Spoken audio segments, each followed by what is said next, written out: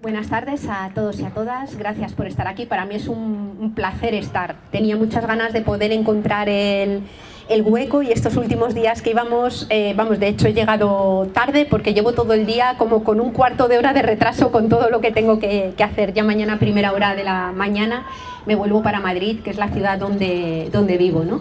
Y quiero agradecer a Salvador la invitación, la organización y también el habernos reencontrado. Yo también recuerdo el momento aquel en Valdivia cuando nos conocimos en la Universidad Austral, ¿no? Bueno, yo lo que querría compartir es algunas reflexiones con vosotros y vosotras desde esa perspectiva ecofeminista sobre el momento que estamos viviendo, en el plano un poco más global, ¿no? Y como no tenemos mucho tiempo, voy a entrar de forma muy directa a algunas cosas. En algunos momentos pretendo ser bastante provocadora. Y que luego tengamos un rato para poder compartir, para poder conversar, ¿no?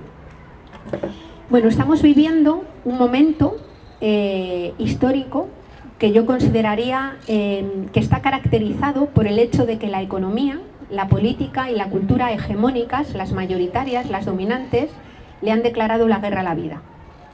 Por eso a mí me parecía tremendamente sugerente, y en las protestas aquí en Chile, yo ahora llevo como mes y medio en Chile y me he movido desde Santiago hacia abajo por un montón de ciudades, por un montón de lugares, y he participado en protestas en muchos sitios diversos, ¿no? Y tanto en Santiago como en Puerto Montt, también en Punta Arenas, me llamó la atención ver carteles en las protestas que aludían a todo el tema de salud mental. Es decir, y personas que de alguna manera se articulaban en la protesta en su calidad de personas que se relacionaban de alguna manera con la problemática de la salud mental, ¿no? Y claro, yo encontraba que tenía mucho sentido, porque la pregunta es, en un modelo, en un sistema que le declara la guerra a la vida, ¿es posible estar sano? ¿Es posible que haya salud? Salud entendida en esa dimensión integral de la palabra salud. En un sistema que, sin embargo, se organiza, crece y pretende funcionar en contra de las bases que sostienen la vida humana, también el resto de la vida, pero la vida humana.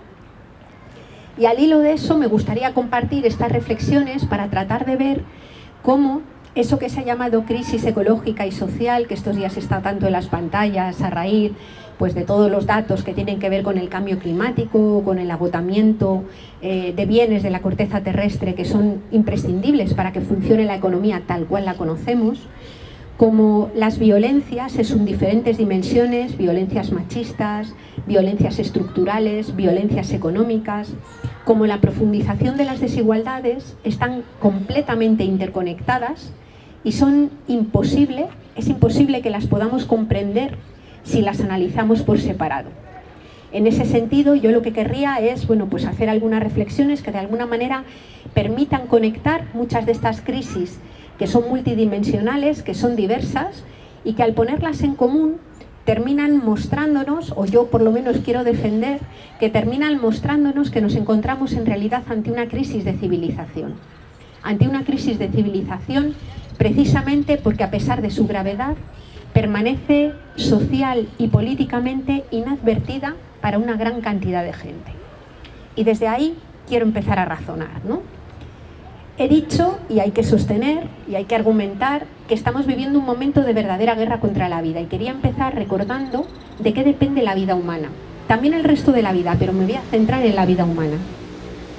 ¿Qué es lo que ha hecho, qué es lo que hace que cualquiera de las personas que estamos ahora mismo aquí hayamos podido llegar vivas desde el día que nacimos hasta el día de hoy? O dicho de otra forma, ¿qué es lo que no hubiera podido faltar para que pudiéramos llegar vivas?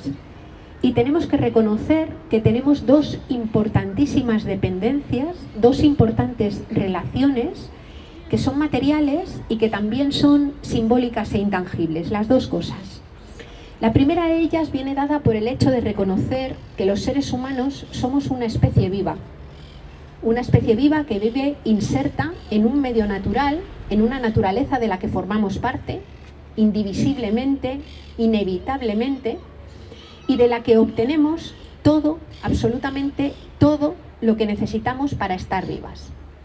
Es obvio que el agua que bebemos, el aire que respiramos, lo que permite que se genere energía, por ejemplo el petróleo, el carbón o el sol, en el caso de la energía solar.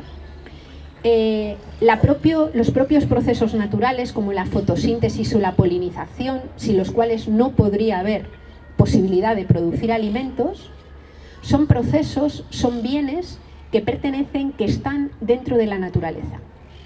Y no han sido ni fabricados ni son controlados a voluntad por los seres humanos. Es decir, los seres humanos podemos embotellar agua, pero el agua la fabrica el ciclo del agua.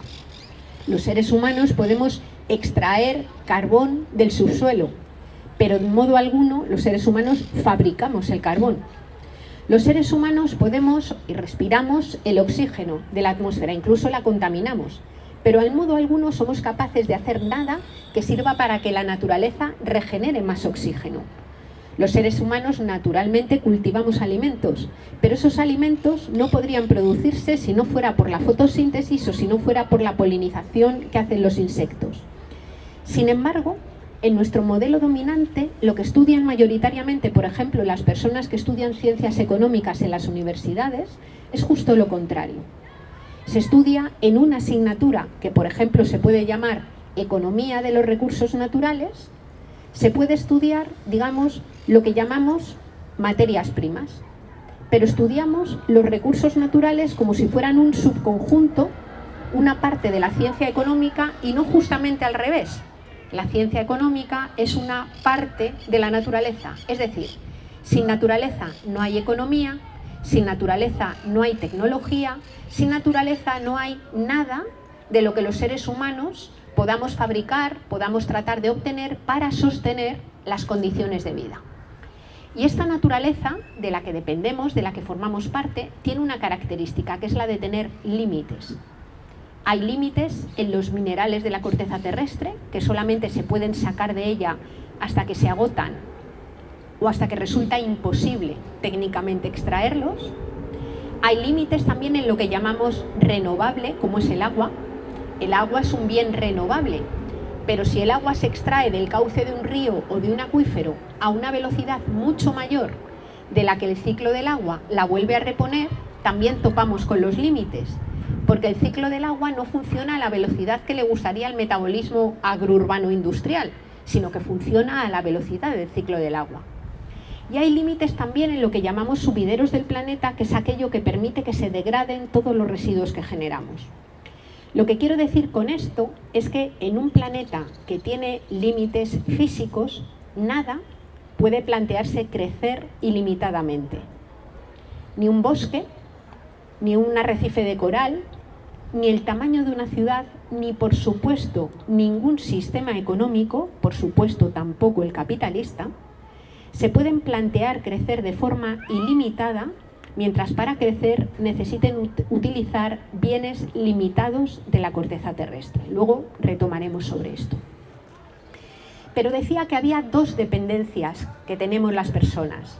Y la segunda dependencia viene dada por el hecho de que nuestra vida transcurre encarnada en cuerpos que nacen, en cuerpos que de vez en cuando enferman, en cuerpos que tienen necesidades diversas, a veces tienen discapacidad, a veces diversidad funcional, y en cuerpos que terminan muriendo, en cuerpos que tienen que ser cuidados a lo largo de toda su existencia, pero sobre todo y de forma intensa en algunos momentos del ciclo vital. Pensemos que una criatura recién nacida no sobrevive a sus primeros años de vida si nadie la cuida. O pensemos, por ejemplo, en personas mayores, personas que llegan a ser muy viejas, que no pueden levantarse de la cama o volverse a acostar o prepararse por ellas mismas los alimentos o salir a la calle o asearse, si no es porque hay de nuevo otras personas, normalmente de otras generaciones, que vuelven a dedicar tiempo de trabajo para que esa persona, en un momento de la vida especialmente vulnerable, pueda sobrevivir cotidianamente. Pensemos en un momento de enfermedad, y ni siquiera una enfermedad muy grave, que nos rompamos una pierna y tengamos que estar 6 semanas con una escayola o con algo para estar inmovilizadas. De nuevo, volvemos a necesitar que haya otras personas alrededor que nos ayuden a hacer las cosas más básicas. O pensemos, por ejemplo, en la diversidad funcional, que hace que haya personas que para que puedan mantener una vida digna a lo largo del tiempo necesitarán ese acompañamiento a lo largo de toda la vida. Lo que quiero decir es que el mundo no se divide entre personas completamente autónomas que no necesitan a nadie y personas que son dependientes, como si tuvieran algún tipo de patología, sino que todas las personas somos interdependientes. Todas las personas necesitamos cuidados a lo largo de toda la vida y de forma particular en algunos momentos del ciclo vital. Sin recibir esos cuidados que permiten que los cuerpos, y hablo de los cuerpos para llamar la atención sobre la materialidad, sobre la inevitabilidad de esos cuidados, sin esos cuidados es imposible que la vida se pueda sostener. Pues bien, lo que sucede es que a lo largo de la historia y prácticamente en casi todos los lugares, quienes mayoritariamente se han ocupado del cuidado de los cuerpos vulnerables han sido y son mujeres.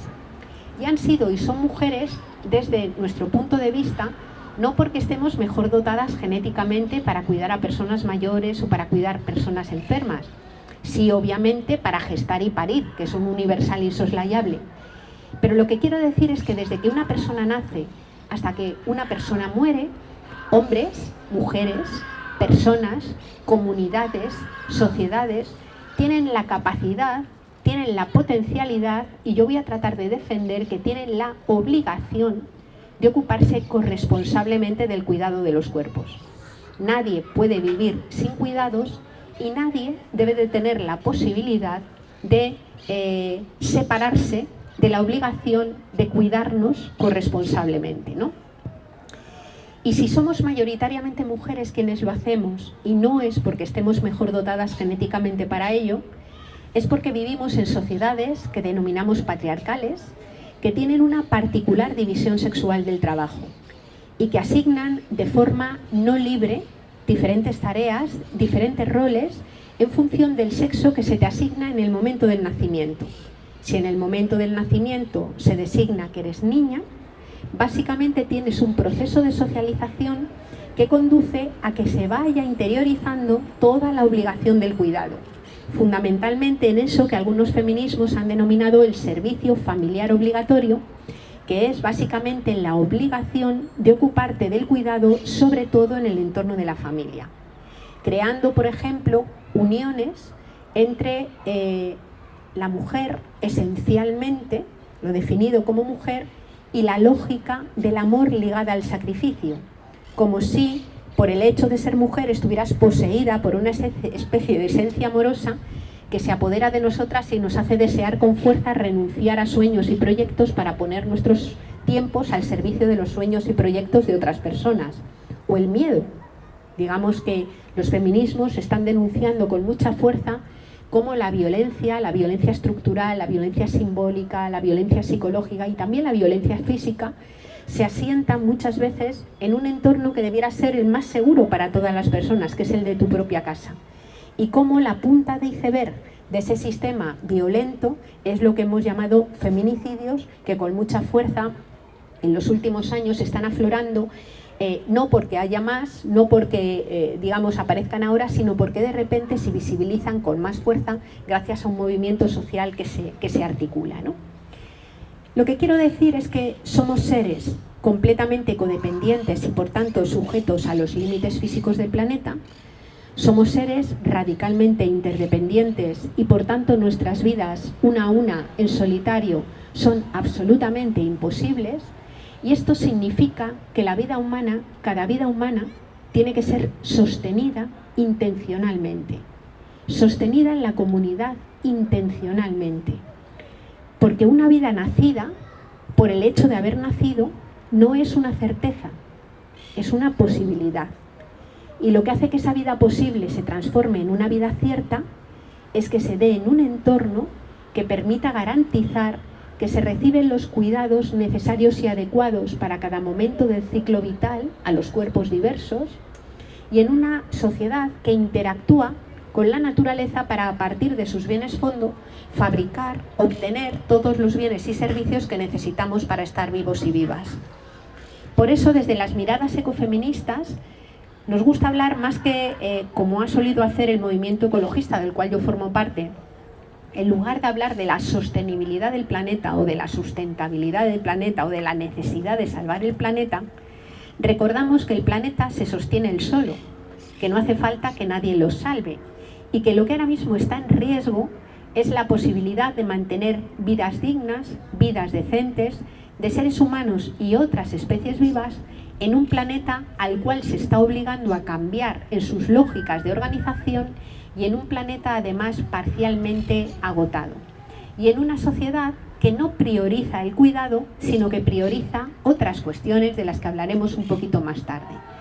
Es decir, desde los planteamientos ecofeministas lo que decimos es que no hay posibilidad de generar sociedades en donde las personas puedan vivir vidas decentes, en las que las personas puedan estar sanas, si no es una sociedad que prioriza y pone en el centro el sostenimiento de las vidas, de todas las vidas.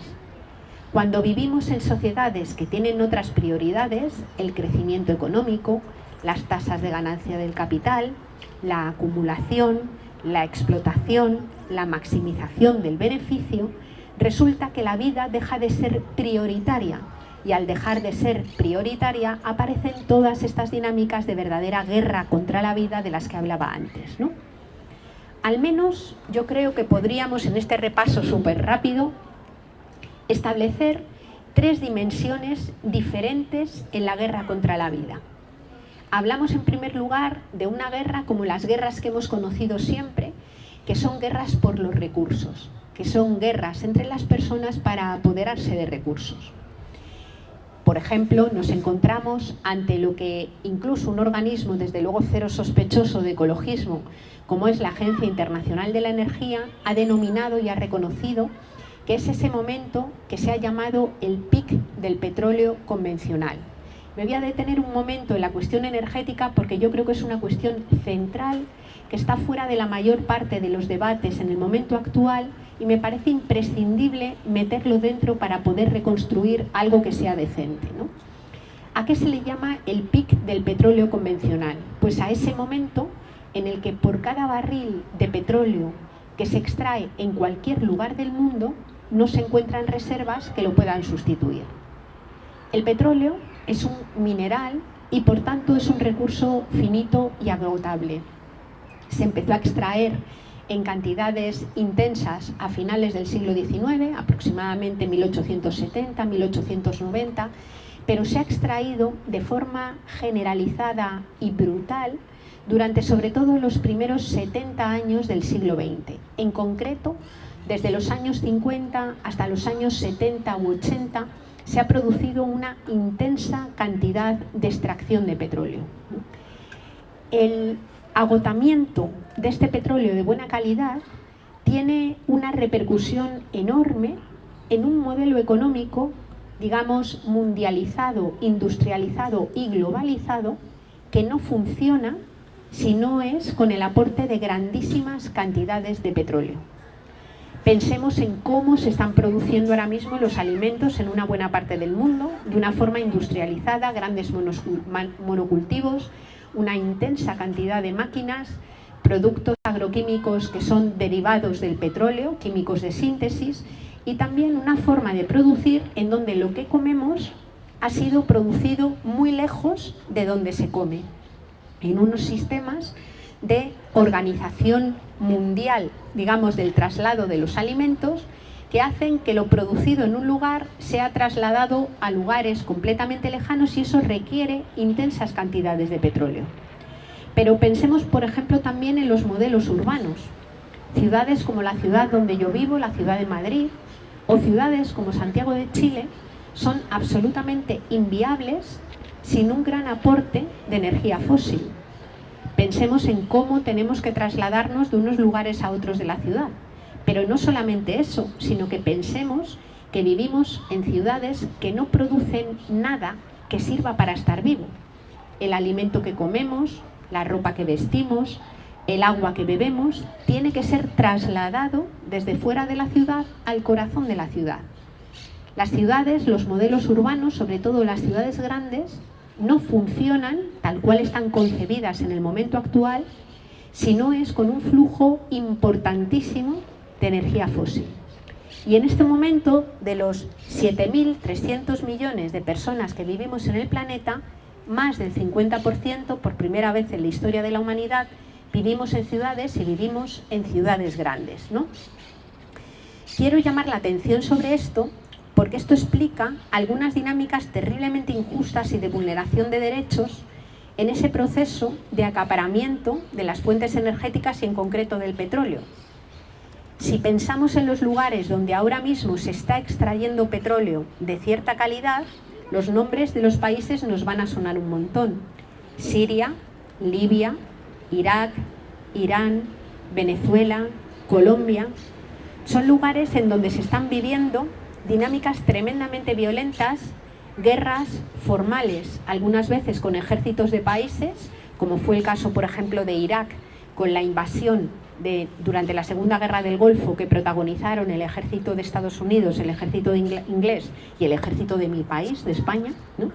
Que entraron directamente con la voluntad, entre otras cosas, de acaparar recursos y por otro lado conseguir que la propia población iraquí no los utilizara para ponerlos al servicio de los mercados globales, y en otros casos guerras no formales, que están protagonizadas por empresas de corte transnacional que acuden a los territorios y que cuentan con ejércitos privados y seguridades privadas que se dedican a criminalizar, hostigar, perseguir, vulnerabilizar y en el extremo asesinar a pueblos originarios, a sociedades campesinas y a mujeres que viven en esos territorios y que tratan de defender sus formas de vida. En un proceso de saqueo que no es nuevo, que comienza con las colonias, pero que continúa en un proceso neocolonial en este momento sostenido, entre otras cosas, por las reglas de la Organización Mundial del Comercio, por los tratados de libre comercio que se presionan para aprobar en montones de lugares y que blindan ese acaparamiento injusto de recursos y desposeen a las comunidades y a los pueblos, digamos, no solamente de territorio, no solamente de forma de vida, sino también, digamos, de las posibilidades de sostener la vida tal cual la han conocido, ¿no? ¿Por qué digo que es tan problemática la cuestión del petróleo?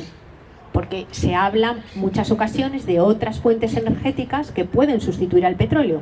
Y en concreto en estos días, con la celebración de la COP25, que tenía que haber sido aquí en Santiago de Chile y que se trasladó a Madrid, básicamente nos encontramos con que una de las soluciones que se plantea constantemente es la transición a un modelo basado en energías limpias y renovables, ¿no? Las energías limpias y renovables, efectivamente, pueden sostener las necesidades humanas, pero tienen dos problemas. El primero de ellos es que ni de lejos tienen la capacidad energética del petróleo.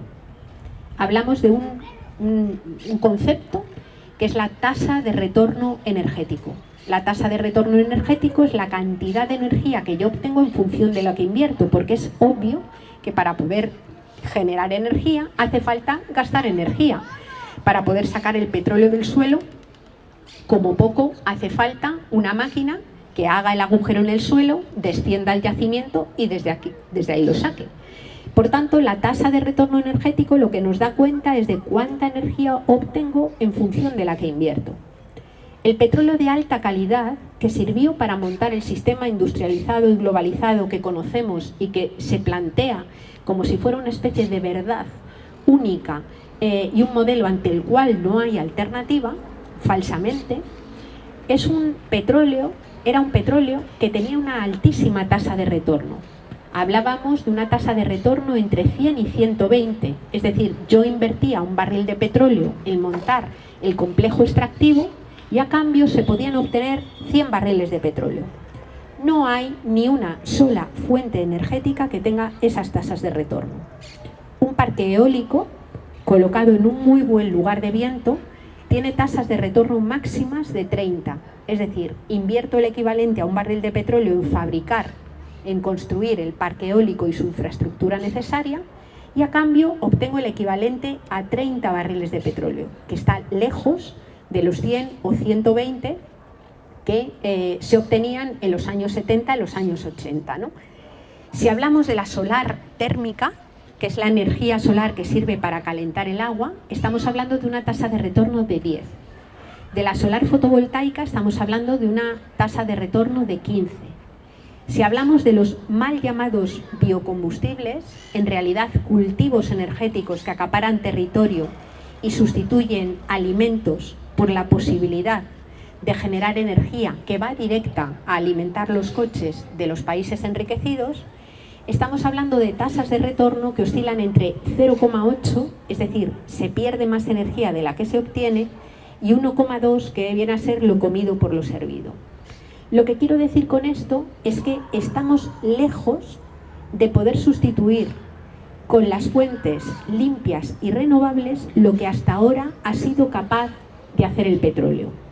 Eso no quiere decir que las personas no podamos vivir con energías limpias y renovables de una forma justa, sino que el modelo de producción y consumo, la escala y la forma de sostener la economía que consideramos actualmente como la única, es imposible de mantener con esas fuentes energéticas.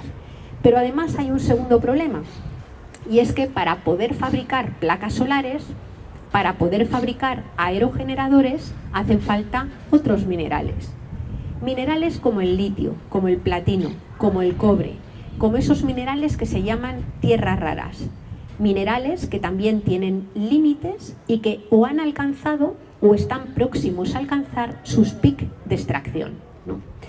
Lo que nos encontramos entonces es que cuando la industria nos dice lo que quiere hacer con los minerales y vemos lo que nos dice la comunidad científica que queda en términos de reservas, las cuentas no salen. Por un lado, se pretende utilizar el cobre, el litio, el platino para transitar a un modelo basado en renovables. Por otra parte, se pretende sustituir el coche de motor de combustión por coche eléctrico, que no se fabrica de la nada, requiere esos minerales. Por otro lado, lo que nos dicen es que se va a ampliar y profundizar la economía digital. Pero claro, ordenadores, pantallas, celulares, cableados, servidores, tampoco se fabrican de la nada, requieren esos mismos minerales. Y por otro lado, dice el Foro de Davos, el poder económico, que estamos ante una inevitable cuarta revolución industrial en la cual se va a robotizar la economía y los robots, las máquinas, van a sustituir a las personas en los puestos de trabajo. Pero los robots, las máquinas, también requieren minerales. Desde mi punto de vista, es muy importante que asambleas, cabildos, cualquier espacio donde se organice gente debata sobre todo esto.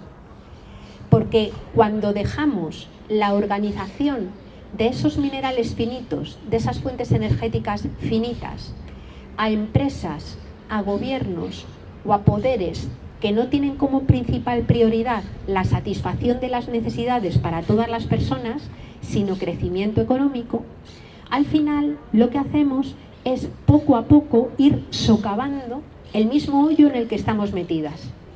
De tal modo que incluso lo que a veces se llama economía verde puede transformarse, voy a ser provocadora, en algo que podría ser denominado simplemente ecofascismo.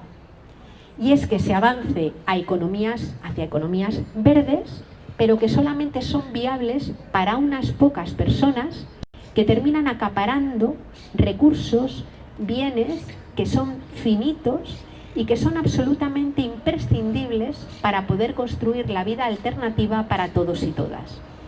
Por eso me parece que el debate sobre los minerales y sobre la energía no se le puede dejar a ingenieros e ingenieras, no se le puede dejar a personas expertas, no se le puede dejar a gobiernos que vienen demostrándonos desde hace un montón de tiempo que su prioridad no somos las personas. No se le puede dejar a gobiernos que establecen que hay zonas de sacrificio en las cuales viven personas cuyas vidas importan menos, cuyos territorios se pueden destruir. No se le puede dejar a personas que ya han decidido que hay vidas desahuciadas, que hay personas directamente que no están amparadas por las preocupaciones de esos mismos marcos y gobiernos, ¿no? En la misma línea tenemos todo lo relacionado con el cambio climático. El cambio climático no es más que la alteración, el cambio en las reglas del juego que organizan todo lo vivo. es el cambio en los ciclos de reproducción de las plantas, es el cambio en los ritmos en los que, por ejemplo, algunos pollos eclosionan de sus huevos y no se encuentran con las larvas de las que se tienen que alimentar, es el cambio en los regímenes de lluvia, es la desertificación brutal de algunas zonas y, sin embargo, la proliferación de eventos climáticos extremos en otras, es, digamos, la proliferación de olas de calor que afectan sobre todo a las personas más vulnerabilizadas, personas viejas, personas más pequeñas. Es decir, es una serie de cambios que obviamente afectan a los seres humanos como seres integrantes de esa biosfera y afectan además de forma terriblemente desigual. Estos días en la COP oficial se escuchaba decir: el cambio climático no tiene ideología, el cambio climático no tiene contenido político, todas las personas estamos afectadas. Por supuesto que el cambio climático no tiene ideología, por supuesto que la acumulación de CO2 en la atmósfera no tiene ideología, pero las consecuencias del cambio climático son tremendamente diferentes en función de tu clase, en función, digamos, de dónde vivas, en función de tu procedencia, en función de la edad. Son radicalmente diferentes esas consecuencias y son también radicalmente diferentes las responsabilidades en la generación del cambio climático. Es decir, hay un análisis que es un análisis de clase, que es un análisis de corte feminista, que es un análisis, por supuesto, de corte ecologista y también en función, digamos, del racismo estructural existente que hace que afecte de forma diferente, que tiene que ver con el análisis de la crisis ambiental, ¿no? Esta crisis ecológica está en el corazón de la crisis económica, pero ambas se analizan por separado. Muchas veces cuando vemos por qué la economía no crece o cuando analizamos por qué las personas se empobrecen, se sitúan en el desempleo o empiezan a tener dificultades para acceder a los mínimos que necesitan para estar vivas, no vinculamos esa crisis económica con la crisis ecológica. Y entonces lo más normal es que desde todos los ámbitos, incluso desde las miradas de opciones de esto amplio y largo que podemos denominar hoy izquierdas o visiones emancipadoras, se plantea que la única solución es el crecimiento económico, conseguir crecimiento económico y repartir la riqueza de otro modo. Por supuesto que el reparto de la riqueza es absolutamente clave, pero es imposible generar una normalidad alternativa a la actual que se base en la misma forma de producir. Y a mí esto, por los cabildos y asambleas que he pasado y por los debates que estamos teniendo también dentro de mi propio país, me preocupa mucho decirlo. Es completamente imposible generar un nuevo Chile, en este caso, que reparta la riqueza, que no se deje a nadie detrás, si se pretende construir sobre el mismo modelo de crecimiento económico, la misma forma de producción de bienes y servicios con las que se ha pretendido construir en el momento actual. Y eso se conecta directamente con la crisis ecológica. Lo que está pasando a nivel mundial es que las economías globalizadas están teniendo muchísimas dificultades para crecer. Prácticamente desde los años 80 nos encontramos ante lo que se ha llamado un proceso de estancamiento secular de la economía. Es decir, la economía ya no crece produciendo bienes y servicios en fábricas que generan puestos de trabajo, sino que la economía desde los años 80 crece con la lógica del neoliberalismo capitalista, es decir, con la lógica de la especulación, metiendo dentro de la economía cosas que antes no estaban metidas. Las pensiones, la sanidad, la educación, todo lo que se cubría de alguna manera o se pretendía cubrir colectivamente en torno a lo que se llamaban servicios públicos, de repente se convierte en una mercancía y empieza a ser aquello que hace crecer la economía por la vía de que las personas tengan que pagar cada vez más por cosas por las que no habría que pagar. ¿Qué quiero decir con esto? Que nuestro modelo económico, la economía capitalista, funciona considerando solamente aquello que hace crecer la economía en términos monetarios. Tenemos un importante problema y es considerar riqueza solo aquello que puede ser expresado en términos monetarios. es decir, a lo que se le puede poner un precio. Pero ¿cuánto vale la fotosíntesis? ¿Cuánto vale el ciclo del agua? ¿Cuánto vale el trabajo que esas mayoritariamente mujeres denominadas dueñas de casa hacen a veces durante 50 años de su vida, produciendo bienes y servicios, cuidando los cuerpos, sin que sin embargo intervenga el mercado en ello? Todo ello no es considerado riqueza, no es considerado economía y por tanto es invisibilizado y es explotado. Cuando reducimos el concepto de valor al concepto de precio, lo que empieza a suceder es que ya no solamente es que haya cosas importantes que no cuentan dentro de la economía, sino que incluso la destrucción pasa a ser considerada riqueza. Os pongo algunos ejemplos. Estar sana, entendiendo la salud, en este caso simplemente como ausencia de enfermedad, no contabiliza dentro del Producto Interior Bruto, porque estando sana no genero riqueza monetaria. Pero sin embargo, la enfermedad sí que genera crecimiento económico, porque el negocio o el interés de una farmacéutica no es que la gente esté sana, sino que objetiva o subjetivamente esté enferma y compre medicamentos. La paz, entendida simplemente como ausencia de conflicto bélico, no cuenta en el Producto Interior Bruto ni suma en la economía, pero la guerra sí. La guerra es un enorme motor de crecimiento económico, por el pago de armamento, por la destrucción, por el consumo de energía y por todo lo que tiene que venir después cuando reconstruimos lo que previamente ha sido destruido, que hay que pagarlo. Todo eso sí que cuenta en las cuentas económicas del sistema. Y por eso tenemos un modelo económico que utiliza y da los golpes con el timón, mirando solamente aquello que genera valor económico y no relacionándolo con las necesidades de las personas. Eso conduce a que vivamos en sociedades que no permiten discriminar dentro de la economía entre lo que nos acaricia y lo que nos aplasta. Os pongo un ejemplo. No podemos distinguir como sociedad entre la fabricación de bombas de racimo y la fabricación o el cultivo, mejor dicho, de trigo. ¿Por qué? Porque las cuentas económicas del sistema, los datos de crecimiento económico, los datos de Producto Interior Bruto, suman las dos cosas, sumándolas solo en términos monetarios.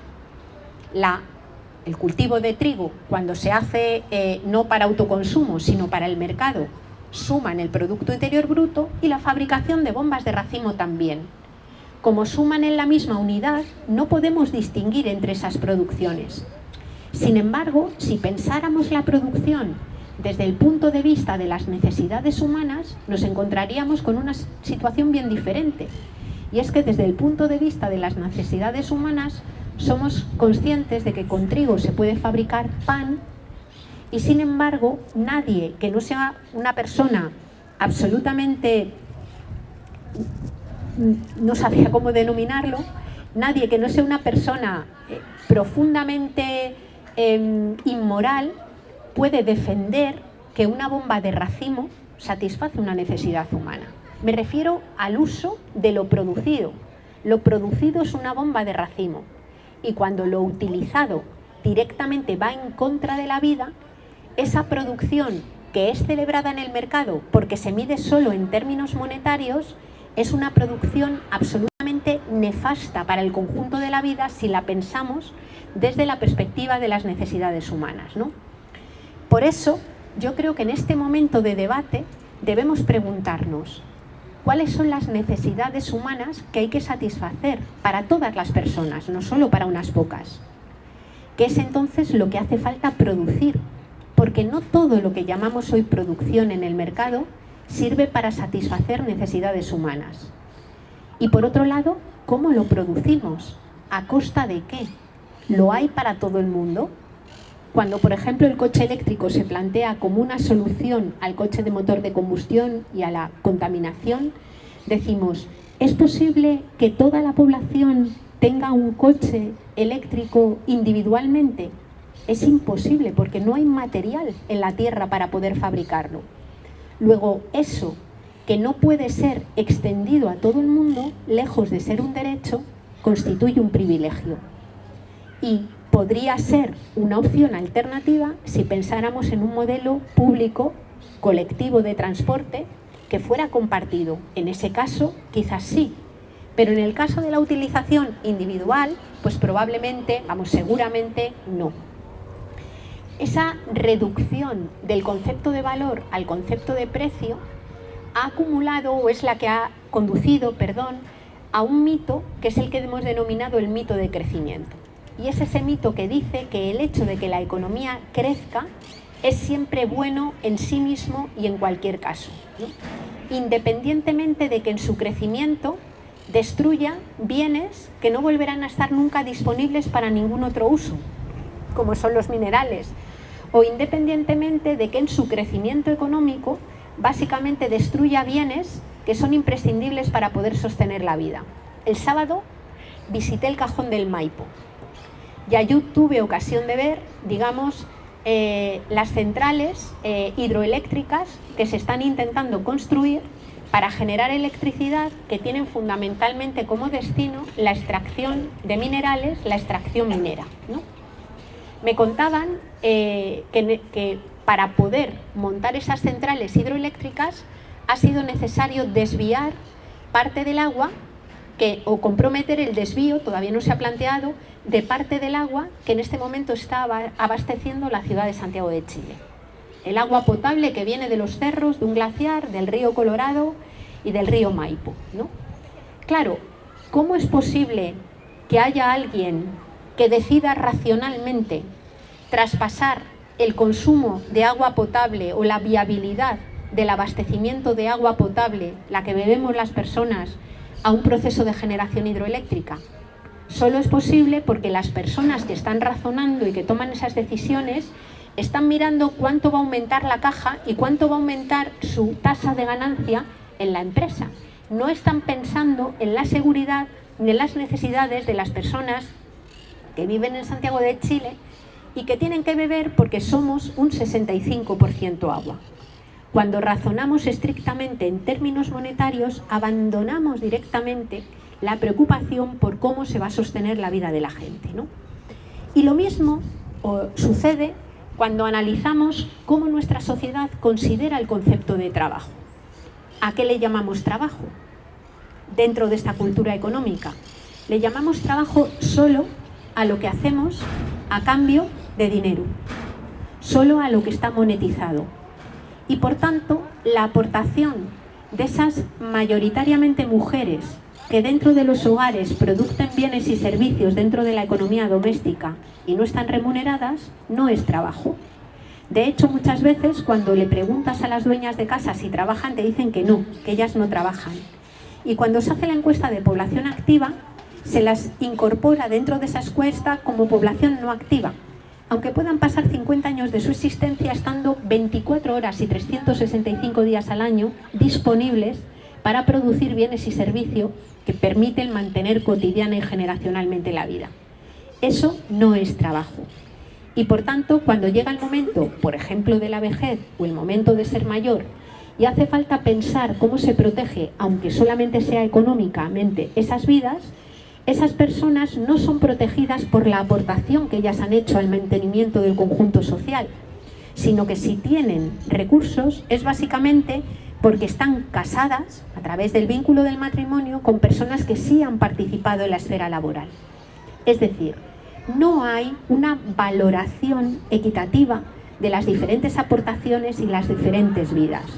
Los modelos económicos funcionan, podríamos utilizar la metáfora de un iceberg como un iceberg en el cual, si miramos la parte visible, la parte que vemos que flota por encima del agua, estamos viendo solamente la parte más pequeña del sistema que hay en el iceberg de la economía, aquello que se compra y se vende, el trabajo remunerado, las mercancías, la prima de riesgo, las inversiones, pero debajo, con un tamaño mucho más grande y sosteniendo a flote esa economía, sujetándola, componiéndola, nos encontramos con la extracción de cantidades ingentes de materiales de la corteza terrestre, con la explotación de los excedentes que generan los ciclos naturales y también con la incautación de una cantidad ingente de horas de trabajo que mayoritariamente mujeres realizan en el ámbito de los hogares, entre otras cosas, para producir una materia prima que necesita el modelo productivo, que es la mano de obra. Si no fuera por ese trabajo gratuito que se hace dentro de los hogares, es absolutamente imposible que funcione el modelo económico capitalista. Por eso decimos que se trata de un modelo ecocida, porque cuando crece destruye las bases materiales que sostienen la existencia. Es un modelo heteropatriarcal, porque para funcionar necesita extraer esos trabajos que son asignados mayoritariamente dentro del modelo heteropatriarcal a las mujeres, a las personas consignadas como mujeres. Es un modelo que es tremendamente injusto, porque reparte de una forma tremendamente desigual la riqueza, pero además es un modelo colonial y racista, porque básicamente lo que permite sostener materialmente la parte visible, la parte enriquecida, es el extractivismo en territorios que históricamente han sido utilizados como grandes minas y grandes vertederos. Y no solamente en términos materiales, de minerales, de energía, de materias primas, de alimentos, de pesca, sino que si ahora mismo pintáramos aquí el mapa del mundo y trazáramos las flechas, por ejemplo, de los viajes que hacen las materias primas en el mundo, nos daríamos cuenta que son las mismas flechas de procedencia de los viajes que hacen hoy muchas, mayoritariamente mujeres, que viajan a otros lugares para trabajar en esto que se denomina el empleo doméstico, residencias de mayores, internas, cuidando, digamos, el trabajo de la vida. Lo que quiero decir con esto es que si la valla que rodea, por ejemplo, la Europa rica, además de no dejar entrar personas migrantes, no dejará entrar energía, materiales, empleadas domésticas, alimentos, recursos pesqueros, las economías de los países denominados ricos no duraban ni 2 meses. Todos, absolutamente todos, los lugares denominados enriquecidos son lugares que cumplen la característica de vivir con muchos más recursos de los que hay en sus propios territorios. A esto, Boaventura de Sousa Santos le ha puesto un nombre que es fascismo territorial, y yo creo que lo pone de una forma tremendamente precisa, ¿no? Si toda la población del planeta viviera como vive materialmente, la media de una persona, la media de las personas, por ejemplo, de Estados Unidos, nos harían falta 5 planetas. Como la media de una persona en el Estado español, 3 planetas. Como la media de una persona en Kuwait, 12 planetas. Como la media de una persona danesa, 5 planetas. Como la media de una persona chilena, 2 planetas, 2,7. Casi 3 planetas también. Lo que quiero decir con esto, teniendo en cuenta que además las medias ocultan tremendas desigualdades, es que la única posibilidad de construir modelos en donde las personas accedan a los mínimos materiales y a los tiempos necesarios para poder sostener una vida sana, una vida decente, pasa necesariamente porque aquellos sectores de privilegio que usan muchísimo más de lo que les corresponde, reduzcan de una forma drástica su consumo y su exigencia material. Eso pasa no solamente por reformar modelos de consumo a nivel individual, sino por transformar radicalmente, estructuralmente, digamos, los metabolismos económicos y las economías. Requiere un reparto y una redistribución radical de la riqueza. Requiere un reparto y una redistribución también de los tiempos que comporta tener cuerpo y ser especie.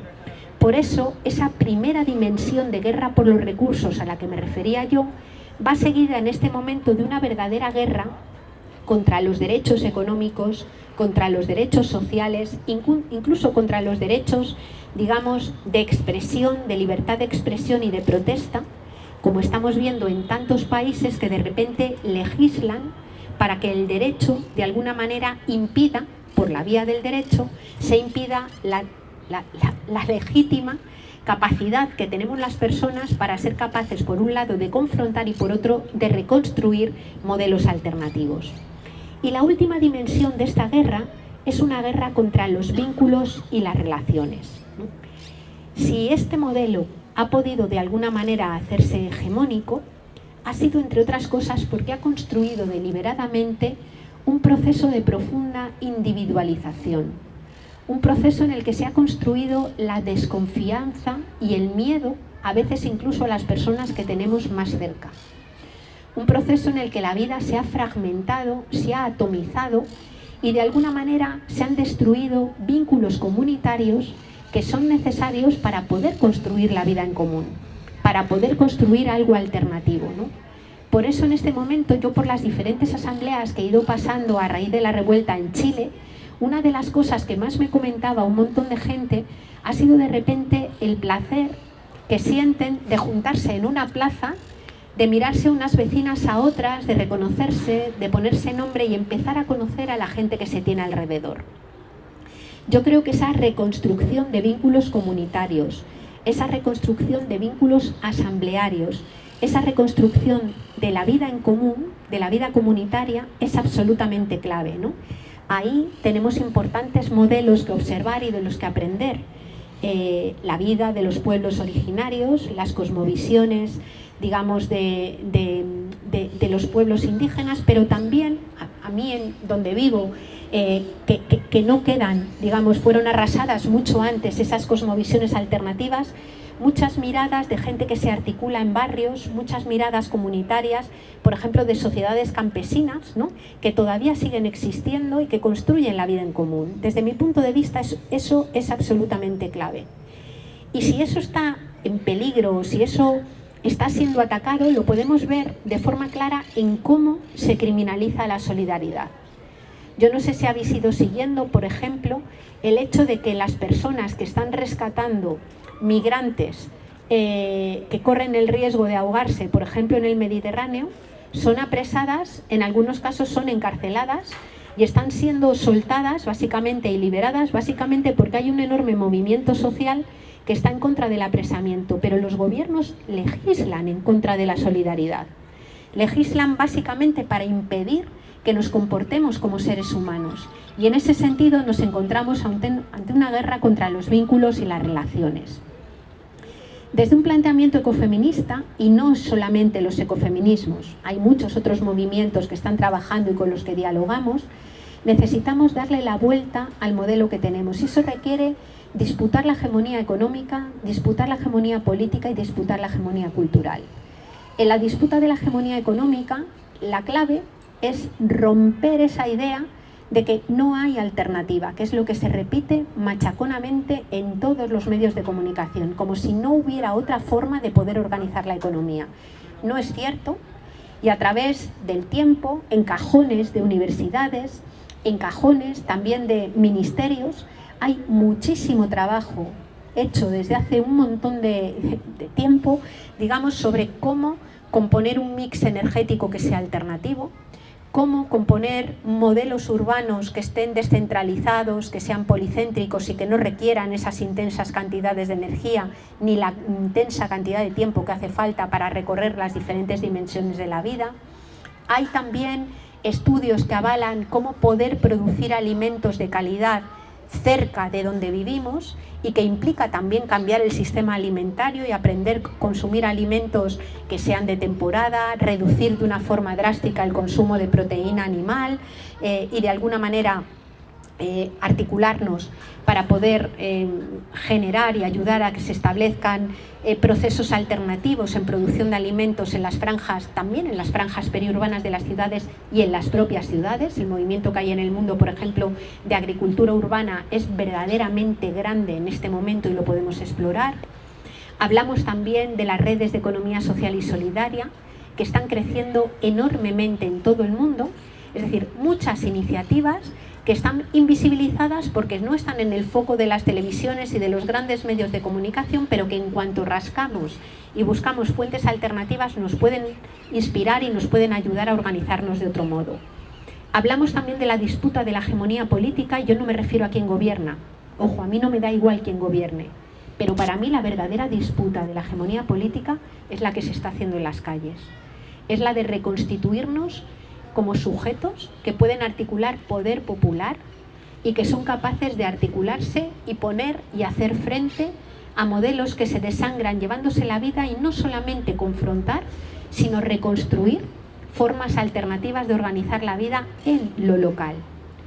Y me parece importante hacer y recuperar estos movimientos en lo local, porque a partir de ahí experimentamos el éxito de hacer cosas en común y por tanto también somos capaces de saltar de escala y hacer otras cosas en el ámbito pues más del municipio, más de la región o más incluso a escala país, ¿no? Pero donde está la clave para mí es en la disputa de la hegemonía cultural. Es decir, si este modelo se ha hecho hegemónico, no es solamente por apoderarse del poder político y el poder económico, sino sobre todo por haberse apoderado de la forma en la que pensamos las personas. El capitalismo neoliberal en este momento fabrica subjetividades y fabrica una idea de bienestar, una idea de vida buena, una idea de crecimiento económico, una idea de libertad que le es profundamente funcional y que ha terminado asentando en las cabezas de la mayor parte de la gente una especie de lógica sacrificial. Todo merece la pena ser sacrificado con tal de que la economía crezca. La tierra, la vida, los derechos laborales, la salud, todo merece la pena ser sacrificado. Y yo creo que en esa disputa que nos lleva a reclamar que nosotras, las personas, las comunidades, no queremos vivir en zonas de sacrificio, no estamos dispuestas a ser sacrificadas para que la economía crezca, tenemos un importante trabajo. Hoy es el Día de los Derechos Humanos y quería, por tanto, terminar con una cosa que he compartido muchísimo, que yo aprendí de otras y le añadí algunas cosas por mi cuenta, y que es una reformulación del primer artículo de la Declaración de los Derechos Humanos. Si recordáis, ese primer artículo, hecho en 1948, en aquel momento se llamó Declaración de los Derechos del Hombre, casi, después ya afortunadamente fueron humanos, ¿no? Esa primera Declaración de los Derechos Humanos dice algo parecido a esto. Todos los seres humanos nacen libres e iguales en dignidad y derechos, y dotados como están de razón, deben vivir fraternalmente los unos con los otros. Pero si lo miráramos desde la perspectiva de la ecodependencia y la interdependencia, yo creo que esta declaración debiera decir algo parecido a esto. Todos los seres humanos nacemos vulnerables e indefensos en el seno de una madre. Y llegaremos a ser libres e iguales en dignidad y derechos siempre y cuando recibamos una cantidad enorme de atenciones, cuidados y conocimientos que deben de ser proporcionados por hombres y mujeres, personas de otras generaciones, en una tarea civilizatoria sin la cual nuestra vida no puede existir. En caso de recibirlos, llegaremos a estar dotados de razón que nos permita vivir fraternalmente los unos con los otros, conscientes de que habitamos un planeta que tiene límites físicos, que compartimos con el resto del mundo vivo y que estamos obligados a conservar. Como veis, es bastante más largo, pero yo creo que expresa en mayor medida la tarea política que tenemos por delante, que desde mi punto de vista es una tarea de amor, es una revolución de amor. Y no hablo del amor romántico o del amor moña, hablo de la radical consciencia de hacernos cargo unas personas de otras. El amor es un poder sin fuerza, pero un poder. Y yo por eso quiero terminar invitándoos a ejercerlo de la forma más esforzada, más radical y más apasionada que podamos. Muchas gracias.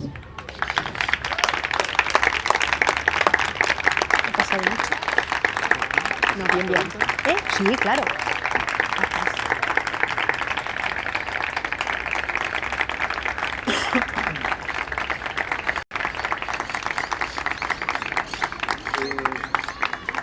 ¿Aló? Ya. Vamos a abrir algunas preguntas para que podamos generar un diálogo también con Yayo. Y vamos a abrir el micrófono. Se tienen que acercarse porque el otro micrófono no me está funcionando. ¿Aló? ¿Aló? Entonces, preguntas, aportes, reflexiones colectivas en torno a la exposición de la Yayo.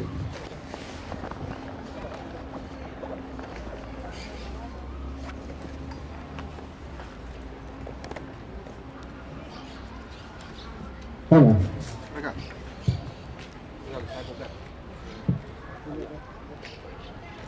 Yayo, Es una pregunta para mí muy complicada. No. A ver.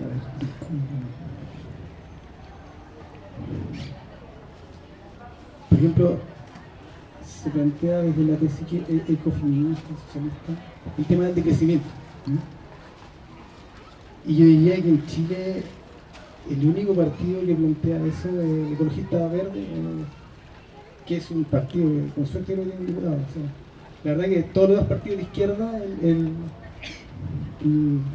estándar es el crecimiento. O sea, de hecho, se plantea siempre otros modelos, el modelo, qué sé yo, de Sur Corea, siempre es comentado, pero creo que en el discurso oficial no está el tema instalado. Y entiendo que obviamente es algo que tiene que plantearse de abajo, desde la asamblea. Pero en algún momento, es que no sé cómo lo hacemos para que salte para arriba y ya sea algo que se diga. O sea, hoy en día cuando, por ejemplo, hace un tiempo se decía si iba bien o mal este gobierno, que tal vez no, era si creció o no, incluso desde la izquierda. Ese es un punto, cómo pasamos a que sea algo que de alguna manera puede estar integrado, digamos, en las bases o en los territorios, pero que llegue a permear algún partido oficialista, digamos, de la institucionalidad. ¿Hay otra?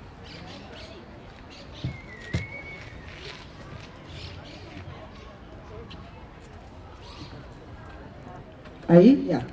Yo tenía una pregunta muy en la línea de él, porque también creo que, como tú bien decías, reformular la forma de consumo y el metabolismo del sistema implica quizás pensar en decrecer más que crecer. Y en eso entonces yo me abro la pregunta, bueno, entonces, ¿cómo organizamos el trabajo en sí mismo? Pienso también esto porque creo que la crisis ambiental es también una crisis multidimensional y que ocurre de forma simultánea con procesos como la automatización. Entonces pienso que en esta gran crisis, donde quizás haya mucha gente que no tenga empleo, ¿cómo podemos pensar nuevas formas de organizar el trabajo? Trabajo tanto productivo como reproductivo.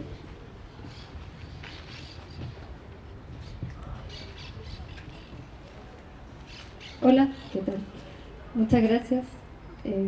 Estaba pensando también sincrónicamente más o menos lo mismo, pero mi pregunta es ¿cómo crees tú que podríamos llegar a estas clases hegemónicas y oligárquicas, en donde se está generando justamente esta opresión? O sea, donde más se consume, donde más está instaurado como el patrón cultural y el pensamiento hiperconsumista, etcétera. ¿Cómo entrar ahí?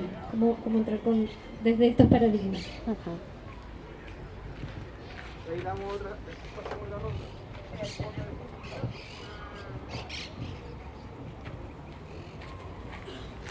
Pasemos otra ronda. Vale. Bueno, la cuestión del decrecimiento, ¿no? A ver, las utopías emancipadoras que nacieron en el siglo XIX, la utopía socialista, la utopía del comunismo, nacen de la misma mirada cultural que nació el propio liberalismo y el propio capitalismo, ¿no? Y nacen de una concepción de la tecnología y de una concepción económica que reducía también el concepto de valor al concepto de precio. De hecho, yo creo, por ejemplo, que los países del socialismo real mostraron de una forma clara que era imposible hacer algo alternativo al capitalismo si se basaban en el mismo modelo de producción, ¿no? Es decir, se pretendía repartir de otra manera, pero sin embargo, al hacer ese reparto sobre la vía de fabricar más, se llegó a una debacle ecológica. Por ejemplo, lo podemos ver plasmado en el agotamiento del mar de Aral o en fenómenos de contaminación masiva, que además hizo caer también estrepitosamente el modelo, ¿no? Y que nadie lo defendiera desde dentro, que eso llama la atención. Claro, ¿qué es lo que sucede? Que en muchos casos, justamente lo que tú has dicho, lo que se han llamado opciones de izquierda o emancipadoras, tienen en la cabeza exactamente el mismo modelo de producción. ¿Cómo opera ahí el decrecimiento, ¿no? Pues en primer lugar, yo he sido algo crítica con algunas formas en las que, sobre todo en Francia y en Italia, que es donde nace un poco el movimiento de la de croissants, que fue el primero, ¿no? Han tratado la cuestión del decrecimiento. Para mí, el decrecimiento no es una opción política o una teoría política. Para mí el decrecimiento es simplemente un dato. Y creo que desde ahí hay que afrontarlo. ¿A qué me refiero con eso? La economía va a decrecer materialmente, está decreciendo materialmente sí o sí, porque lo marca el agotamiento de los recursos naturales del planeta y la destrucción, por ejemplo, de las cantidades de tierra fértil que tenemos, la destrucción de las fuentes de agua potable. Es decir, la economía, queramos o no queramos, va a decrecer globalmente, está decreciendo globalmente. Y por tanto el reto es cómo decrece. Si decrece por una vía fascista, que es esta que hace que quienes tienen poder económico, político y militar sostengan estilos de vida despilfarradores, mientras cada vez más gente va quedando orillada a los márgenes de la vida, o se hace por una vía en la que podamos generar modelos más justos que lo repartan todo, repartan tiempos, repartan acceso a los bienes de consumo y repartan acceso también a la renta.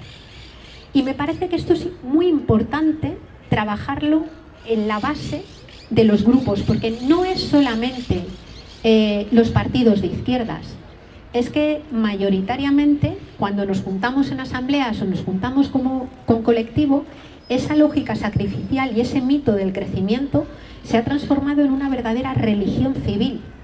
Hay algo que es sagrado y es la conceptualización de que la economía solo se mantiene si crece monetariamente. Y ahí tenemos un importante problema de civilización que es preciso de construir y que requiere inevitablemente, desde mi punto de vista, pedagogía popular. ¿Qué quiere decir esto? Que tenemos por delante las personas que nos queremos articular la tarea de formarnos, la tarea de ser capaces de explicarlo y la tarea de compartirlo.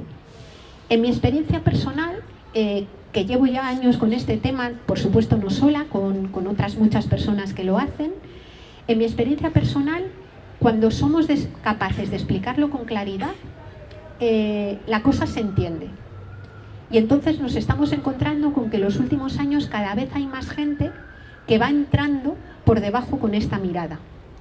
¿Qué es lo que sucede? Que esta mirada y hablar del reparto de la riqueza como única solución para crear vidas dignas topa de forma inmediata con los privilegios de algunas personas. Es decir, más que nunca, la lucha contra la pobreza es luchar contra la excesiva riqueza.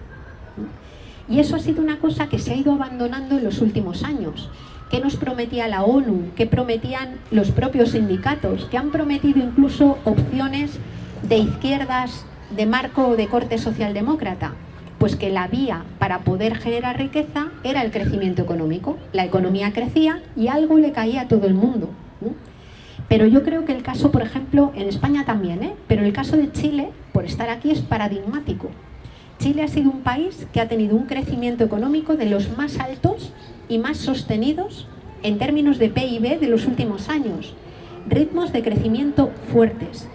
Ritmos de crecimientos fuertes que en este momento del estallido se ve con claridad que han sido sostenidos gracias a un empobrecimiento brutal de las personas mayores que vieron sus pensiones solidarias ser sustituidas por sistemas de pensiones privados, en donde lo que importa es el dinero que han ganado los fondos de inversión que gestionaban esas pensiones y que ahora mismo generan pobreza. Un crecimiento económico que ha dilapidado y ha dejado prácticamente seca una buena parte del país. Un crecimiento económico que está basado en una extracción y en un saqueo permanente. Ayer, cuando iba viendo los monocultivos de palta y me contaban que los monocultivos de palta van directamente a la exportación, ojo, que son cosas que pasan en mi país exactamente igual, de la misma manera. En mi país todo el crecimiento económico se pivotó sobre la construcción y la especulación urbanística. Y cuando la crisis se produjo, resulta que ahora tenemos toda la costa rodeada de casas en primera, segunda, tercera, cuarta, quinta, sexta línea de playa que permanecen ocupadas 22 días al año. Es una ruina, ¿no?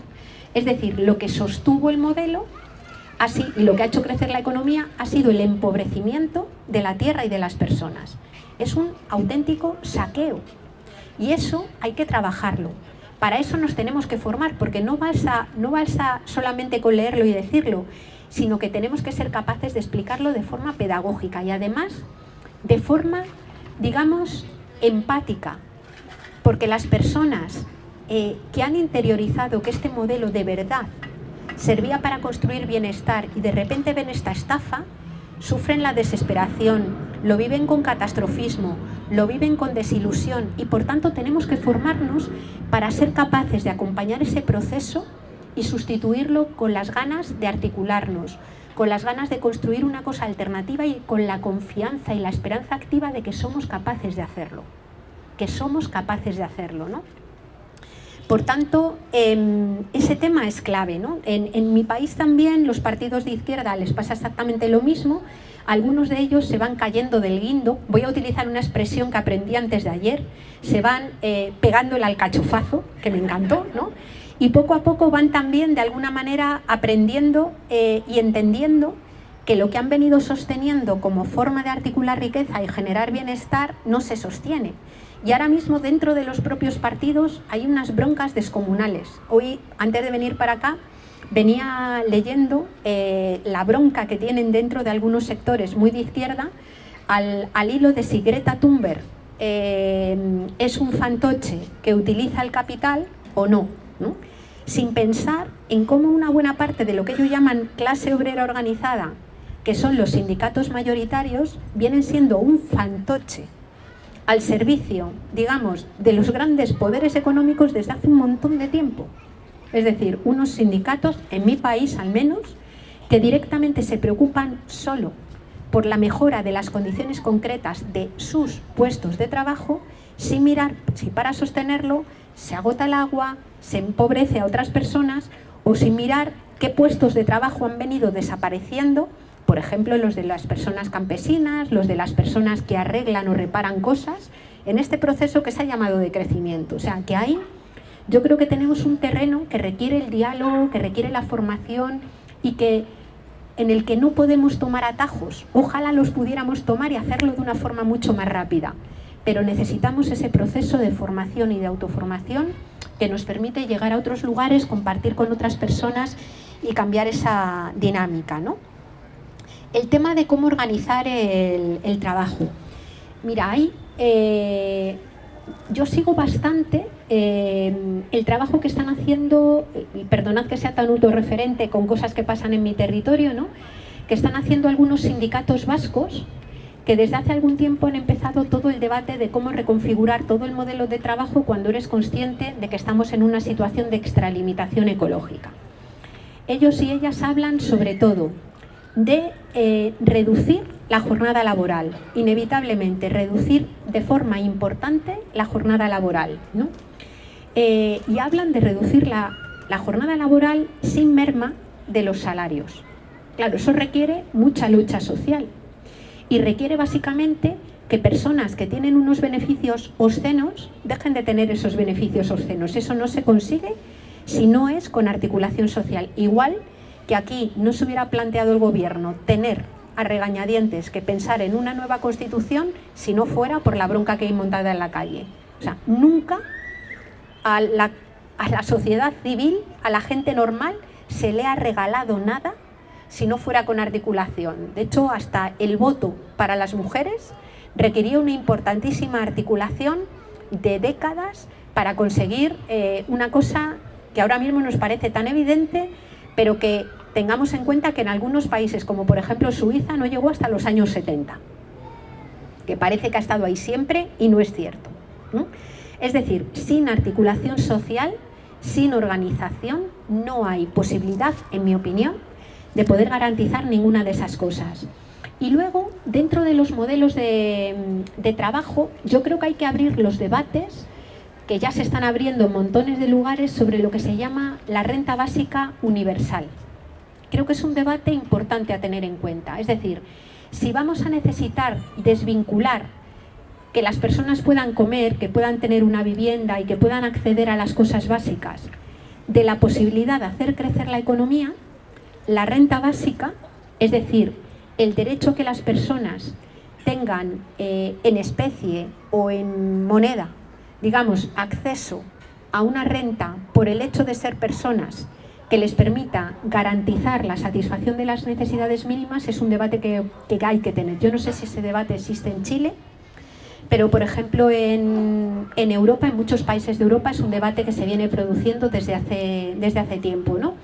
Y los cálculos y las articulaciones de cómo poder sostener una renta básica universal cada vez van estando más abiertos y forman parte de todos estos debates. Yo creo que ese debate es también importante y también hay que abrirlo, ¿no?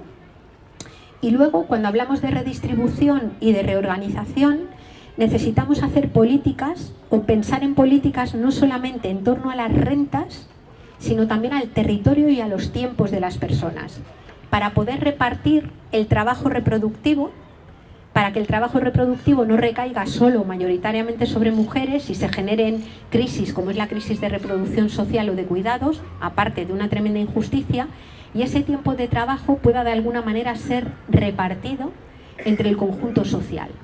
Yo creo que si recuperamos, por ejemplo, lecturas y prácticas que emanan de la economía feminista, que emanan de la economía ecológica y de la economía social y solidaria, podemos recuperar todo un cuerpo de propuesta, todo un cuerpo que nos permite pensar en cómo rearticular esa vida en común, ¿no? ¿Y cómo llegar a las clases oligárquicas? Bueno, yo soy una persona tremendamente partidaria de la pedagogía social y del diálogo. Y creo que hay que intentarlo constantemente. Ahora bien, tampoco soy ingenua. Y hay personas que voluntariamente no quieren renunciar a sus privilegios. Y a esas personas hay que ver cómo organizarse para que los pierdan. Y no hay otra. Y no hay otra. Lo digo porque a mí me encantaría tener una solución que pensara que sin conflicto es posible resolver los grandes problemas estructurales, pero de verdad que no creo que exista. Y eso no quiere decir que el conflicto tenga que ser un conflicto violento o tenga que ser un conflicto con una lógica, digamos, con la que nos sintamos incómodas. Eso teniendo bien claro que el modelo se defiende, que el modelo hegemónico se defiende y es violento. Y no hay más que ver la cantidad de gente que ha perdido sus ojos en este momento en el que estamos aquí, ¿no? O a la gente que se la ha detenido, a la gente de la que se ha abusado, a la gente que es algo que está pasando en todos los lugares, ¿no? Entonces creo que eso obliga también a pensar en la autodefensa. Y la autodefensa no me estoy refiriendo, ojo, a una autodefensa armada, pero creo que las personas tenemos que pensar en cómo defendernos de unos poderes económicos y políticos que no están dispuestos a que las cosas cambien o a perder privilegios fácilmente.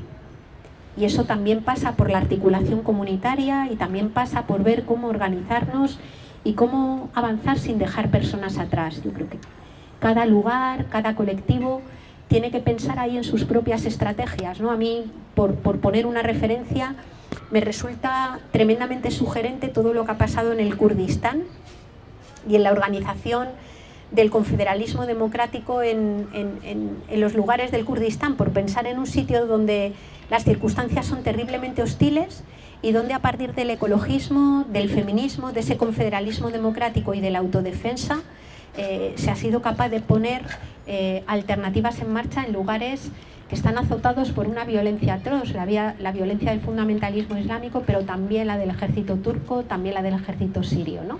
Y sin embargo 4 millones de personas se han estado articulando en esa lógica y repensando la vida en común. Creo que tenemos muchas referencias que no pueden ser transportadas a un lugar matemáticamente y de forma acrítica, pero que nos permiten pensar, que nos permiten explorar cómo otra gente está haciendo para poder reconstruir esa vida en común.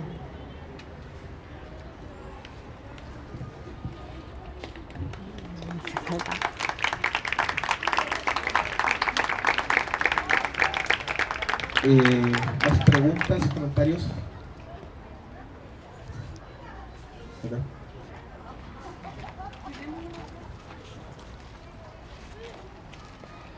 Bueno, primero muchas gracias por estar acá, ha sido muy...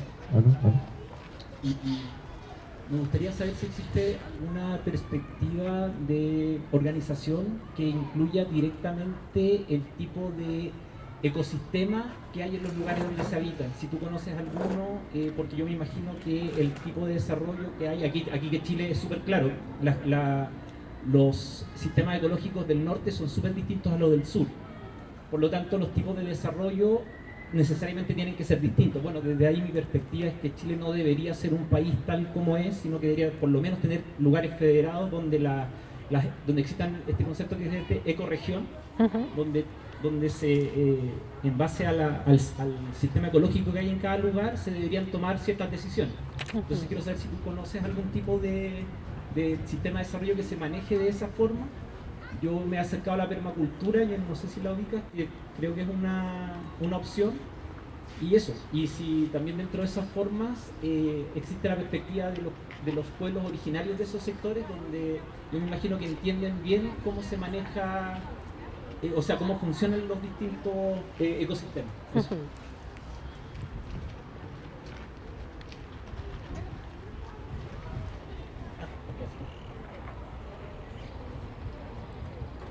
Hola, gracias por tu interesante conversación. Me parece y me llama mucho la atención que también estés buscando tú aspectos locales también como claves para entender el cambio y quizás compartir y saber tu opinión respecto a distintas instancias y poquitas en las que hemos estado reunidas hablando sobre las oportunidades que ha tenido el ecofeminismo desde las claves latinoamericanas, en donde efectivamente en Latinoamérica desde el 2000 hasta el 2016 se han vivido procesos súper interesantes en la movilización, en donde se inicia con muchas demandas hacia la reivindicación del derecho de la naturaleza, los pueblos originarios, ¿no? El derecho a la soberanía alimentaria, etc. Y cómo todo este tránsito que también... Bueno, en cuanto a las formas o que nos puedan inspirar a la hora de, por supuesto, dentro de lo que se denomina ordenación del territorio, el concepto de bioregión o de ecorregión es clave. Es decir, ¿por qué organizar el territorio en torno a fronteras establecidas artificialmente y no organizarlo, por ejemplo, en torno a la cuenca de un río o en torno a un ecosistema que comparte, es decir, la propia configuración de la frontera y del espacio delimitado territorialmente en sistemas que inevitablemente son interdependientes? Yo creo que es clave, ¿no? Por eso, por ejemplo, estamos trabajando cuando hablamos de las diferentes soberanías, que tenemos que considerar la soberanía alimentaria, la soberanía energética, estamos incluso cuestionando la propia palabra soberanía, que remite también a un soberano, una forma, y tratar de pensar en cómo articularnos en términos de autonomías interdependientes, ¿no? Que yo creo que es un asunto clave a pensar. Miradas que puedan ser interesantes. La permacultura, por supuesto, lo es.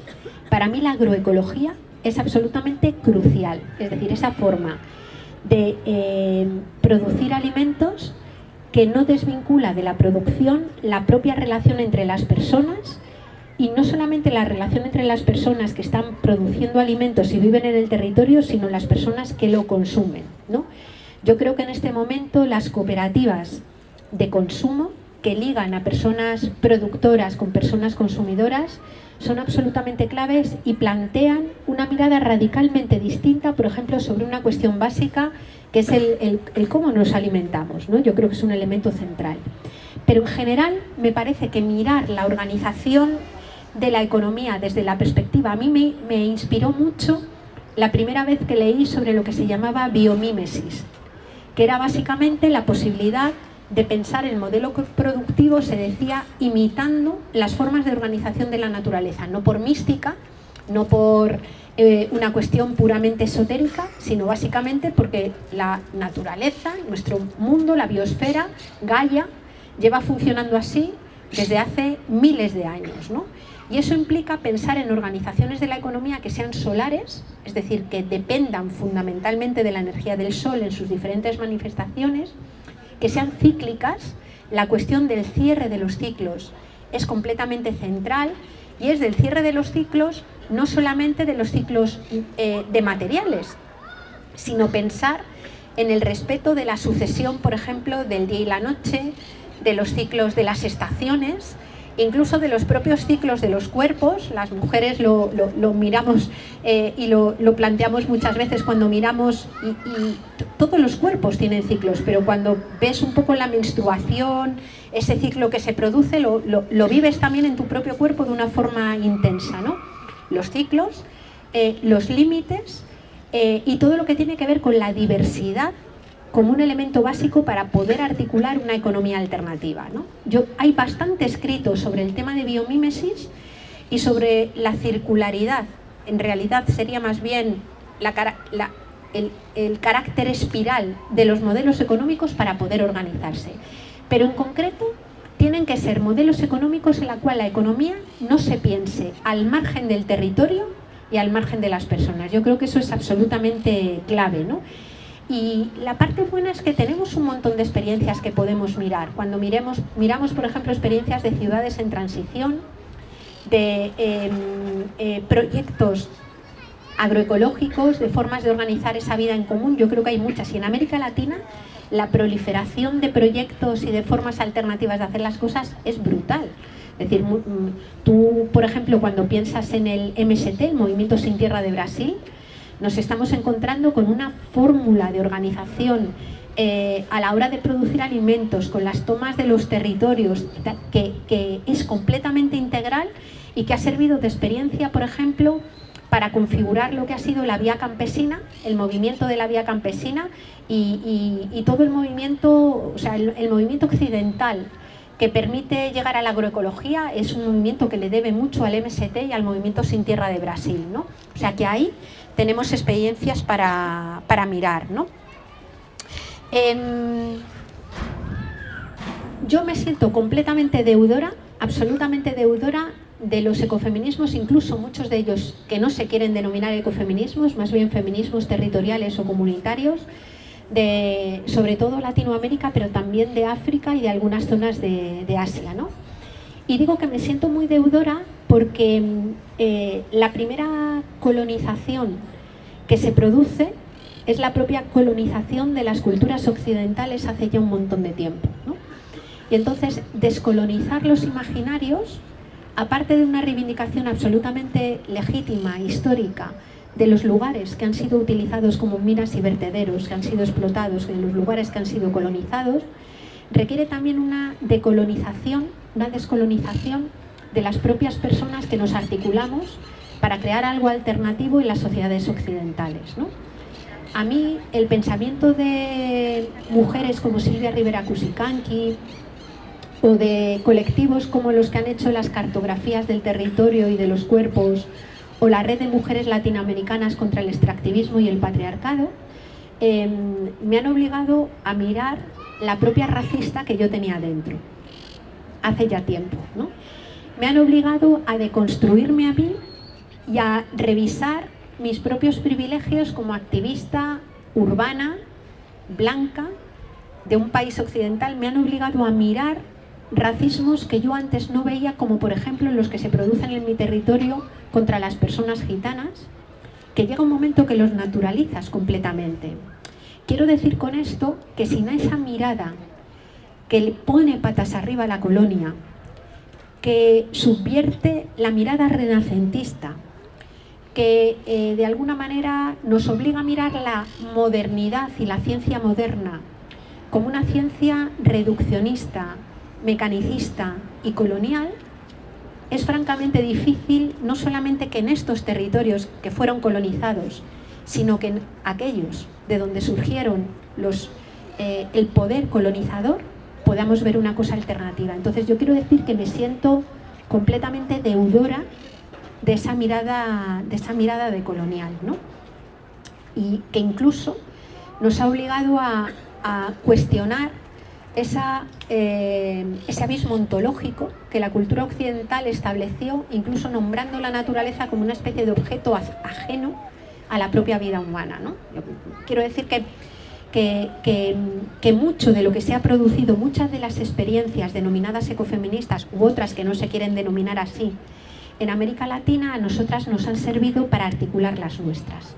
y que en ese diálogo yo he encontrado una fuente de aprendizaje, de colaboración y de apoyo mutuo verdaderamente tremendo, ¿no?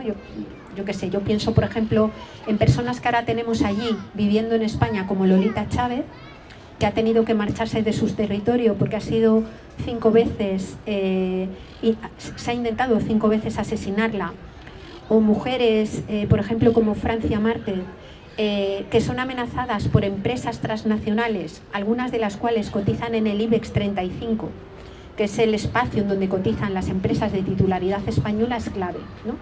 Y cuando, por ejemplo, ahora mismo comenzaba la cumbre alternativa a la COP25 en el Estado español, resulta que nos encontrábamos con que ese día que empezaba la COP, Endesa había comprado las portadas de todos los periódicos en papel de tirada nacional. Es decir, todos los periódicos arrancaron el día que se iniciaba la COP con un anuncio de Endesa en el que postulaba su energía verde y hablaba de cómo su tecnología era capaz de resolver los problemas de cambio climático, ¿no? En una imagen de greenwashing, de lavado verde brutal, cuando Endesa le corta la luz a la gente en España cuando no la puede pagar y condena a la gente a vivir con velas y a vivir con frío y a vivir con hambre, y acá también somete a las personas a procesos tremendamente violentos para apoderarse de las fuentes que generan la riqueza, pero también favorece dinámicas extractivistas que no solamente traen recursos naturales, sino también tiempos de vida de personas, incluso a veces tiempo de vida de personas que terminan abocadas a tramas, digamos, de trata o de explotación sexual, porque el propio cuerpo de las mujeres es utilizado como un campo de batalla, ¿no? Entonces, creo que esas miradas ecofeministas están generando un proceso de resistencia, también un proceso de encuentro y de hermanamiento que se tiene que realizar desde el absoluto respeto, desde la absoluta escucha y desde la absoluta renuncia, digamos, a las dinámicas de conocimiento que históricamente han sido también coloniales y históricamente también han sido etnocéntricas. Y en ese marco la memoria es crucial, ¿no? La memoria, como tú muy bien decías, no solamente la memoria, en este caso, de la dictadura, por ejemplo, de Pinochet en Chile, con todo lo que sea importante, todos los procesos pendientes de verdad, justicia y reparación, con los que yo me siento completamente conectada porque vengo de un país con un golpe de Estado franquista, 40 años de dictadura, una terrible inversión en miedo y 160.000 personas desaparecidas, enterradas en cunetas, donde todavía hijos ya de 90 años, de 80 años, no se atreven a decir, ahí está mi padre enterrado, porque siguen teniendo miedo, ¿no?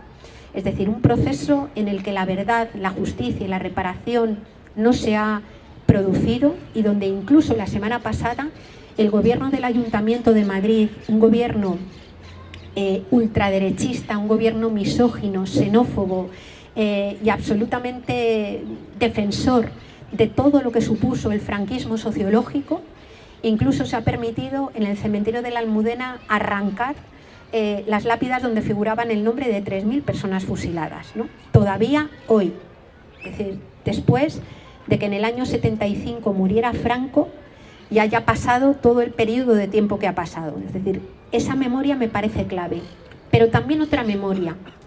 La memoria, por ejemplo, que reside en las semillas, ¿no? Las semillas son verdadero depósito de memoria biológica y son semillas que están siendo comercializadas, que están siendo certificadas en procesos de biopiratería, donde se arranca un conocimiento que reside muchas veces en pueblos campesinos o en pueblos originarios y se patenta la propia estructura del ADN al servicio de grandes empresas transnacionales, ¿no? La naturaleza tiene memoria en sus relaciones, tiene memoria en la biodiversidad y es una memoria que también está siendo humillada, una memoria que también está siendo olvidada, ¿no? Una memoria que se conecta también con la memoria de los pueblos. Yo no sé si conocéis el trabajo de dos antropólogos como son Víctor Toledo y Narciso Barrera Bassols, que escribieron un texto del cual yo he aprendido muchísimo. Estaba basado en el estudio de comunidades campesinas de muchos lugares de América Latina, también de algunos lugares de Europa y de África, que se llama La memoria biocultural del planeta, ¿no? Y en ese libro se contaba, es decir, a partir del trabajo empírico que ellos hicieron, lo que se constataba es que hay una correlación entre aquellos lugares en donde todavía existe un mayor número de lenguas habladas y aquellos lugares en donde hay mayor biodiversidad biológica. Los desarrollados son pueblos que olvidan las relaciones entre las personas y su importancia, que olvidan las relaciones con la naturaleza, que olvidan las formas de producir bienes y servicios de una forma armónica, que olvidan de dónde vienen, de la tierra, que olvidan de dónde vienen, de los cuerpos, de las relaciones comunitarias, y hay pueblos que recuerdan. Y esos pueblos depositarios de esa memoria biocultural son pueblos que están resistiendo, son pueblos que están en resistencia, en el caso de América Latina, desde hace 500 años. Por eso, desde mi punto de vista, mirar esto nos tiene que llenar también de fuerza y de esperanza, porque cuando se habla a veces del colapso ecológico, y decía alguna gente, es que nos queda muy poco tiempo, es el fin del mundo. Yo me acuerdo siempre de una machi mapuche que conocí, que se reía y decía, a nosotros el fin del mundo nos llegó hace 500 años y ahí seguimos resistiendo, ¿no? Es decir, en los territorios nos construimos y resistimos, y esa memoria, por tanto, es absolutamente crucial, ¿no? Hace poco leí un libro, era de literatura, que contaba cómo la policía, me parece que era la turca, cuando capturaba, ahora mismo el gobierno turco y la policía turca está haciendo como guardián, es decir, la Unión Europea le paga para que no permite entrar personas migrantes que vienen desde Siria. Y contaban algunos de los migrantes que luego son internados en centros de internamiento para extranjeros, que son cárceles en las que se meten a las personas por no tener papeles, que es un delito administrativo, no un delito penal, ¿no? Contaban algunos de estos migrantes cómo la policía turca, de las primeras cosas que hacía era quitarle los teléfonos celulares y romper las memorias de los teléfonos. Simbólicamente me parecía tremendo que parte también de ese ataque, de esa vulneración de derechos, pasara incluso por romper la memoria tecnológica donde residen los contactos de la gente que pasa, ¿no? Es decir, hay un ataque a la memoria brutal, y la memoria, por tanto, es un espacio de resistencia y de construcción de alternativa, yo creo que clave. No sé si me queda algo más. Muchas gracias. Bueno, a propósito de lo mismo, ayer estuvimos con la Isabel Piper, que es parte del doctorado de Psicología de la Chile, y estuvimos hablando justamente de memoria, derecho humano y prácticas de resistencia. Porque hemos constatado, por ejemplo, las mismas marchas, la emergencia de la bandera mapuche, por ejemplo, se constituye en sí mismo como una práctica de resistencia. Lo mismo que las canciones que se están cantando nuevamente, ¿no? Entonces pareciera ser que la memoria es un enclave demasiado importante y que debemos cultivar también. El propósito de estos espacios es justamente cultivar esa memoria. De hecho, en un rato más vamos a tener un velatorio, porque hoy día es el Día de los Derechos Humanos, y también paradójicamente se conmemora, no ¿no? Hoy, un día como hoy murió Pinochet. Entonces se conjugan las dos cosas, ¿no?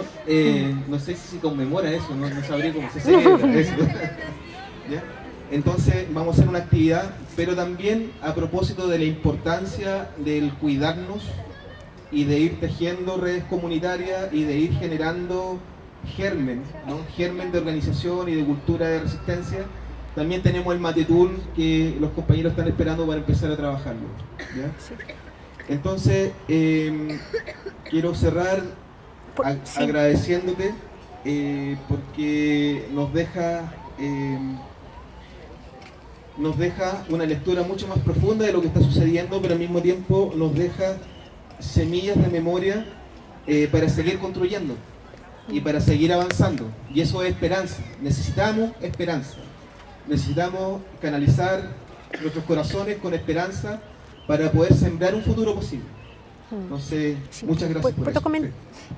Una cosita nada más. Se me olvidó decir que cara al tema de la configuración o repensar las constituciones, yo creo que es importante primero revisar constituciones en el mundo y sobre todo hacerse una pregunta previa, ¿no? Es decir, ¿cómo queremos articular la vida en común? y cómo queremos articular la vida en común en un planeta que tiene límites físicos y están translimitados, y en un planeta en el que en este momento las relaciones humanas que permiten garantizar la vida están escondidas. Y planteo esto porque casi cualquier texto constitucional empieza planteando una serie de propósitos generales. Por ejemplo, la Constitución española habla de seguridad, habla de propiedad y habla de libertad. Esas tres cosas juntas. Pero no define ni trabaja qué concepto de seguridad es el que queremos. Y claro, seguridad, propiedad y libertad termina constituyendo esencialmente un modelo neoliberal. Por tanto, la pregunta de cómo queremos organizar y qué tipo de vida queremos tener creo que es clave, ¿no?